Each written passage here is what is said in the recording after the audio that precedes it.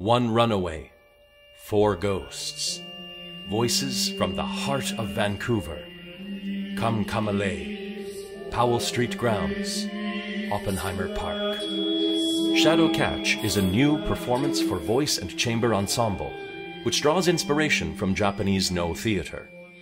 A diverse team of Vancouver artists have come together to work on the project. The Shadow Catch project really developed very organically. Instead of a producer approaching a writer, a composer, director, and so on, it really just began with a few individuals and the spark of an idea. And that was to explore ways of combining music with poetry, theater, song, and dance. And you know, to me, one of the most refined examples of this sort of artistic interplay is Japanese Noh theater, which I had studied at UBC with Colleen Lanki. Shadow Catch became something very different than Noh theater, something very unique. And I think it owes its uniqueness to all of the wonderful artistic personalities involved with the project. Shadow Catch is set in the core of Vancouver's downtown Eastside, in a place now called Oppenheimer Park.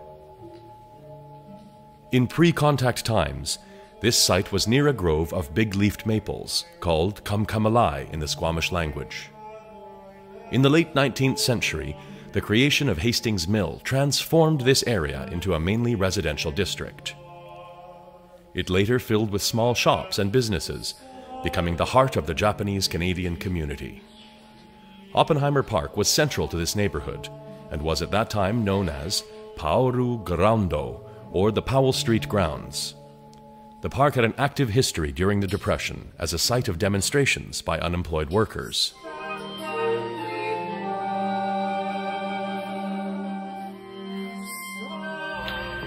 Shadow Catch tells the story of a young runaway, young boy who is spending his first night in the city, his first night in Oppenheimer Park.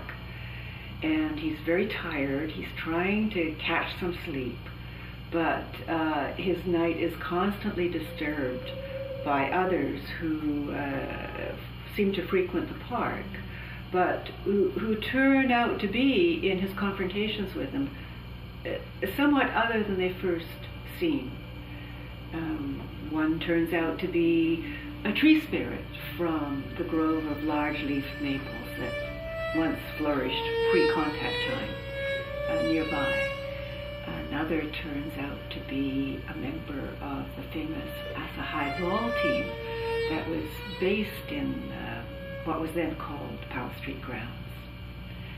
The third is the madam of a brothel, one of those stately houses in the 1910s, quite close to Oppenheimer Park. And the last is a policeman who played a role in the Battle of Valentine Pier in the 1930s, one of the big labor demonstrations during the Depression.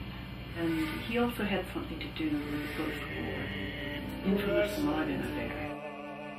During his confrontations with each of these, the boy begins to realize something about himself, and he begins to confront some of his own fears. Much of the look and feel of Shadow Catch is inspired by Noh theater, a highly stylized form of theater from 14th century Japan. Now, the Shadow Catch libretto is written with a lot of Noh dramaturgy and Noh-like elements, but Shadow Catch is not a Noh play. We're going to use some Noh-like aesthetics and elements in the direction. We're going to incorporate the use of ma, or stillness and silence, a great deal. And also, I want to build in a lot of yugen, which is a dim grace or a kind of an obscure elegance and refinement that should touch the audience in ways that they might not even understand. Now, the music in Shadow Catch is fantastic. It's quite different than Noh, and quite interesting, but it's not Noh. Shadow Catch is a magical weave of haunting melodies and exciting percussive effects through the talents of the show's four composers, Dorothy Chang, Benton Roark, Jennifer Butler, and Farshid Samandari, who have each created a sound world for one of the show's four acts.